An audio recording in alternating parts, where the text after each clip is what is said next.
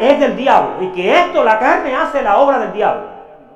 Sí, es mala, es un cuerpo pecaminoso carnal. Diga, cuerpo pecaminoso carnal.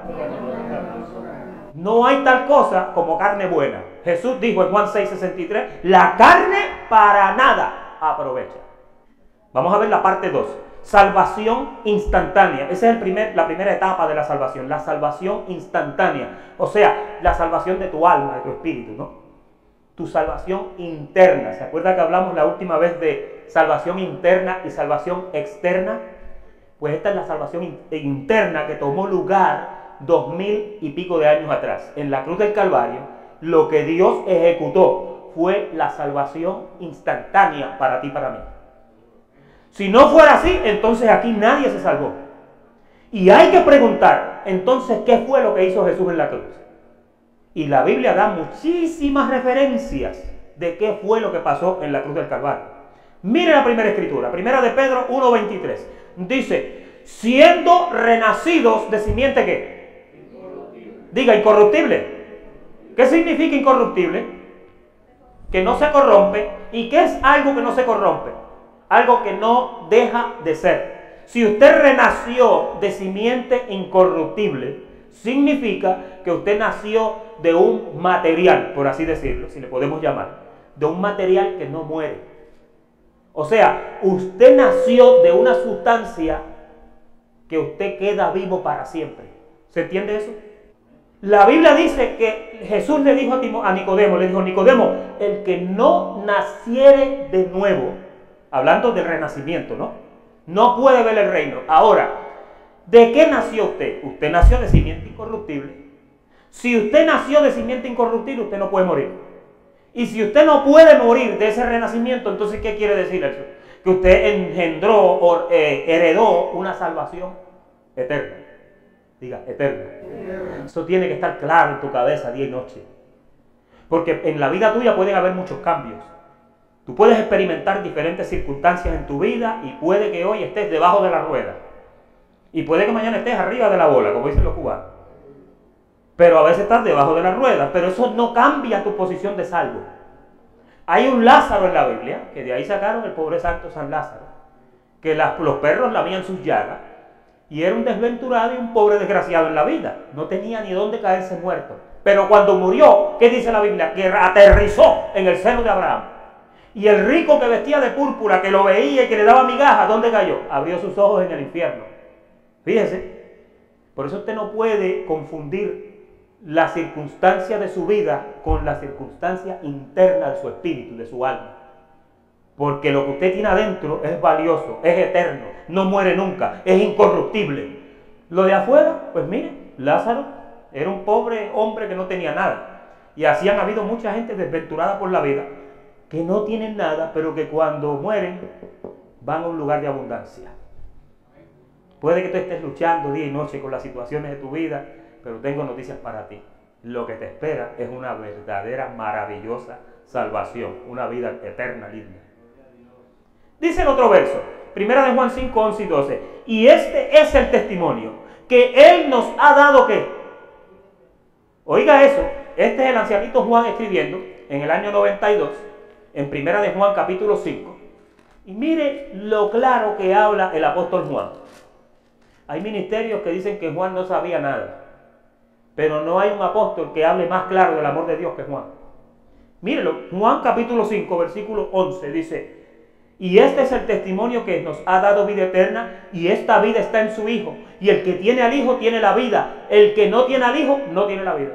Es que es sencillo, blanco y negro. Lo acaba de decir ahí, el que tiene al Hijo tiene la vida eterna. ¿Cuántos tienen al Hijo? Todos tenemos al Hijo, Jesucristo. Ese fue el dador de la vida eterna. Mira el próximo verso, Juan 5:24. Juan 5:24. Esto fue Jesús cuando hacía su ministerio aquí en la tierra. Jesús lo habló y mira cómo dice. De cierto os digo, el que oye mi palabra y cree al que me envió, ¿qué dice? Tiene vida eterna. Fíjese que proféticamente Jesús lo habló ahí porque Él no había muerto en la cruz todavía. Él no había muerto en la cruz. La vida eterna no había llegado, pero Él dijo, de cierto os digo, por boca de Dios mismo. El que cree en mí, dice, tiene vida eterna. y no vendrá a condenación. ¿De qué otra forma se le puede decir a la iglesia de hoy esto? El que cree en Dios tiene vida, ¿qué? ¿Qué significa eterno? Que no se acaba para siempre. ¿Y qué más dice? No vendrá a condenación. Hermano, para los que son entendidos, ¿qué significa eso? Pues que la salvación es eterna y que no tiene condenación. ¿Sería eso lo que el apóstol Pablo dijo? Ahora pues, ninguna, Romanos 8:1, ninguna condenación hay para los que están en Cristo. No hay ninguna. No hay ningún tipo de condenación para los hijos de Dios. No, eso no existe, hay que decirlo así, pastor. Eso tiene que estar claro en los creyentes de gracia. No existe la condenación para los hijos de Dios. Diga, no existe la condenación. Usted no puede entretener esa idea porque puede que usted se levante un día y diga, ay, yo no me siento salvo. Entonces, esto no es un asunto de sentimiento. Esto es que el decreto, la palabra de Dios dijo que tú estabas salvo eternamente, que para ti no hay condenación, que tienes vida eterna en Cristo Jesús y que no hay condenación. Y eso se queda grabado, eso no hay hombre ni diablo que lo borre. Dios lo incrustó en tu corazón. Y mientras tú tengas eso claro, tú vas a vivir más tranquilo. Hay creyentes que le tienen miedo a esto. Ay, no prediquen eso. Pero es que eso lo dice la Biblia. ¿Cuántos versos llevamos ya? Y los que faltan. Mira el próximo verso, Judas capítulo 3. Amados, por la gran solicitud que tenía de escribirles acerca de nuestra común salvación. ¿Qué significa común salvación? Que es igual para todo el mundo. No hay salvaciones temporeras. Pastor, yo estoy salvo mientras me porte bien. Miren lo que dice la hermana. Nadie entraría al cielo, pero el problema con eso es este. Yo quiero que usted piense como un creyente maduro, porque esto es una clase para maduros. Esto no es apto para niños. Esto que estamos hablando hoy, esto no es apto para niños. La salvación de nosotros es común, es igual. No hay diferentes tipos de salvaciones. Hay una salvación. Si tú te portas mal, la salvación tuya no puede cambiar, porque para comenzar no fue porque tú te portaste bien. ¿Sabes qué? Tú y yo no habíamos nacido cuando ya habían pagado el precio en la cruz del Calvario. Amén.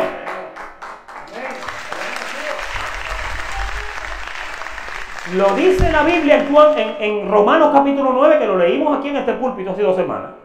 Que no habíamos nacido ni habíamos hecho ni bien ni mal para que el propósito de Dios se mostrara. No por las obras, sino por el que llama. Y ya no depende del que corre, sino del que Dios tiene misericordia. Ahora, para que Dios tenga misericordia de ti, tiene que haber algo en ti que lo haga a Él tener misericordia. Y ese algo se llama identidad. Diga, identidad. Si Dios no te conoce, olvídate que no vas. No vas. Dios te tiene que conocer. La Biblia dice que nosotros nos fuimos conocidos de antemano. Y con eso continuamos en Colosenses 2:10, que dice, y vosotros estáis ¿qué? Ahí, miren la parte 2 ahora, parte 2. Efesios capítulo 1 y verso 13. Habiendo oído vosotros la palabra de verdad, el evangelio de la salvación, y habiendo creído en él, ¿qué dice? Fuisteis sellados con el Espíritu Santo de la promesa. Pregunto yo, ¿qué es un sello? Un cuño, ¿verdad? Un cuño. Cuando usted pone un sello, usted busca un documento del gobierno y le ponen el sello. La licencia, el seguro social que usted tiene, todo tiene un sello puesto. Ese sello es inquebrantable. Y Dios dice que los de él están sellados. Como decía 1 Timoteo 2:19, decía, el fundamento de Dios, le dijo Pablo a Timoteo, está firme, Timoteo, le dijo, y conoce el Señor a los que son suyos. O sea, ¿por qué los conoce? Porque tienen un sello. Todo el que tiene el sello, mire, ¿cuántos aquí han leído Apocalipsis? Hay Apocalipsis, unas plagas ahí que entran y dicen, cayó la plaga tal, y se quemó yo no sé qué, y cayó sobre el río tal, y se quemó yo no sé qué, y allá llegó otra plaga y le cayó encima. Pero dice, pero no tocó a los que tenían la señal del Dios vivo. No tocó a los que tenían el sello del Dios vivo. Porque es que Dios conoce a su gente. Hermanos, si la iglesia pudiera conocer esto, viviría tranquila. ¿Tú te levantas preocupado por la mañana de que te vas a salvar? No, no hay. El sello es algo que tú lo tienes y es inquebrantable. No podemos quebrantar eso. Mire cómo dice Hebreos 10:14 ya lo leímos, que nos hizo perfectos para siempre. Mire cómo dice Hebreos 7:25. Este es un verso tremendo. Hebreos 7:25 dice, por lo cual puede también salvar, ¿qué dice? Perpetuamente. Cada vez que Dios habla de salvación, Dios no dice salva temporalmente. Te salvo si tú cooperas. Te salvo si te portas bien. No, Dios no trabaja así. Cada vez que Dios habla de salvación, te dice la salvación mía es eterna. La salvación mía es perpetua. Ahí dice que tiene poder para salvar perpetuamente a los que por Él se acercan a Dios. Oiga eso. Hay una fuerza que lleva a esa gente a Dios. Jesús habló de esa fuerza en los días de su ministerio cuando dijo, en Juan 6:45 dijo, ninguno puede venir a mí si el Padre que me envió no lo trajera. Usted ha oído los pastores que dicen, ven a Jesús en esta noche. Ven a Jesús. Lo dicen porque no lo saben. Yo te puedo decir, mira, reconcíliate con el Señor. Hijo, vuelve a tu casa. Es lo único que yo te puedo decir. Pero yo no te puedo decir, quítate los colmillos y las uñas de lobo y ponte la lana de oveja. Yo no puedo decirte eso. Porque es que eso sería cambiar de identidad, ¿no? Lo que pasa es que hay ovejas que se portan mal. El profeta Isaías en el capítulo 53 dijo, todos nosotros nos descarriamos como ovejas. Todos tenemos la capacidad para perdernos y para desaparecernos y para extraviarnos. Somos unos expertos extraviándonos. Y Dios es un experto encontrándonos. ¿Cuántas veces tú te las has perdido y Él te ha encontrado? ¿Verdad que sí? Y tú pensabas, quizás tú decías, no, pastor, yo dejé al Señor en el año tal, pero después hice profesión de fe y volví a los caminos del Señor. Lo que tú no sabías es que cuando te fuiste seguías siendo hijo. Y estabas allá en el lodazal comiendo algarroba y el papá acá esperándote. Y nunca perdiste tu identidad. Y cuando llegaste todo lleno de lodo y dijiste, mira, trátame como, aunque sea como uno de tus empleados, el Señor te dijo, espérate, aquí no podemos hacer eso. Tú eres hijo. Báñenlo, póngale un anillo, mátele en el becerro gordo. Este es mi hijo que ha vuelto. Fíjate, así es como Dios trata contigo. Por eso es que Jesús dijo esa parábola del hijo pródigo. ¿Para qué usted piensa que Dios dijo la parábola del hijo pródigo? Para que supiéramos que los hijos de Dios a veces se descarrían, a veces se extravían, a veces se van y se olvidan, pero después el Señor los va llamando hasta que finalmente vuelven. Siempre, una vez hijo, siempre hijo. Usted no puede dejar de ser hijo. Amén. Pastor, y si me porto mal, pau contigo. Parte 2, salvación diaria o actual. Esta es la salvación que mucha gente confunde. Y entonces cuando se habla de salvación, ellos piensan en la salvación del alma, la salvación eterna. Este es el segundo aspecto, la segunda etapa. Yo le llamé etapa, puede ser aspecto o puede ser tiempo de salvación. El primer tiempo de la salvación fue 2000 años atrás. El segundo tiempo de la salvación es diariamente Dios te va salvando de diferentes cosas, que lo vamos a ver ahora. Y la tercera etapa o el tercer aspecto o el tercer tiempo es la salvación futura, que es la que no nos ha llegado y no va a llegar hasta que esto no se acabe. La tercera salvación suya o el tercer aspecto de su salvación es la redención, diga redención. La redención, la transformación de su cuerpo de carne a un cuerpo incorruptible. Esa es la tercera etapa de la salvación. Pero en la segunda etapa dice, primera de Pedro 2:2, desead como niños la leche espiritual para que por ella crezcáis. ¿Para qué? Ahora, oye esto, en salvación eterna tú no puedes crecer. En la salvación del Calvario tú no puedes crecer. Ya estás completo, ya estás comprado. Tú no puedes comprar más nada para salvarte. Ya Dios te salvó con una sola ofrenda. Por lo tanto, ahí cuando el apóstol Pedro dice, desead como niños la leche espiritual no adulterada, para que por ella crezcáis para salvación, inmediatamente que tú ves la palabra clave, crecimiento. Crecimiento significa desarrollo, significa implementación. ¿Qué significa eso? Que tú vas en un desarrollo, en un crecimiento de salvación. Ahora, vamos a hablar un poco